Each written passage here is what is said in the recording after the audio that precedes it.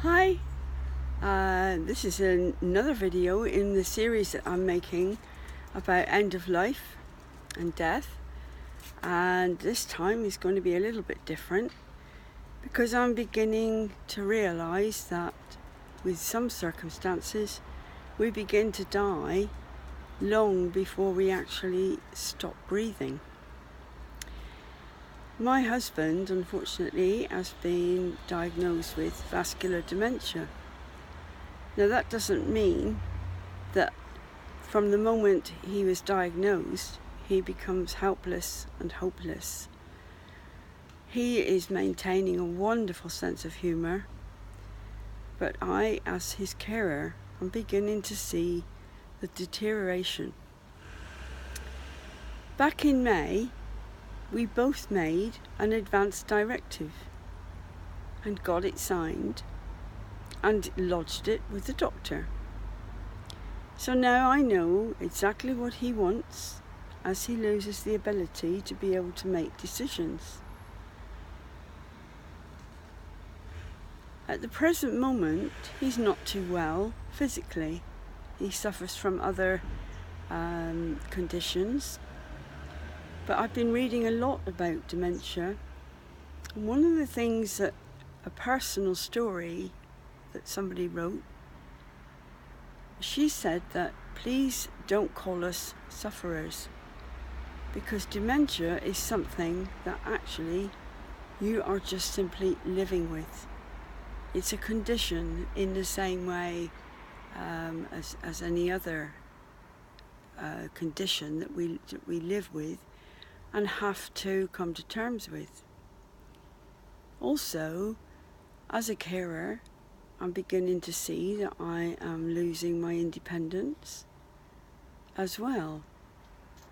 I have to now start limiting the amount of activities out and about, limit the time that I'm out and about. I don't know at present whether this is going to be a lasting situation, but it certainly is one at the moment. I guess really we've just come back from a wonderful holiday in Italy and he's simply worn out.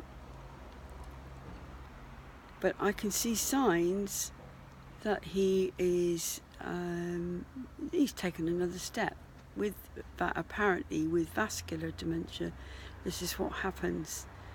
We lose our abilities in steps. And so the point that I'm making with this video, well, there's 2 points actually. One is that I have started a dementia support group that's for all dementias, including Alzheimer's and so on, in a group called the Silver Tent, which is for women over 50. They're on Facebook as well, so if you want to join, you can. And the other point that I want to make is that how important it is to make an advance directive.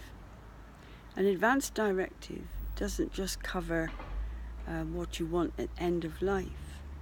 It covers what you want when you fall foul to conditions like dementia and you get to a point where you cannot speak for yourself. And so that is the sensible thing to do. An advance directive can be done under the auspice of a solicitor along with your power of attorney for health and welfare. At the present moment we are doing all that, but we have lodged an official advance directive that's been witnessed by our solicitor until the power of attorney comes through.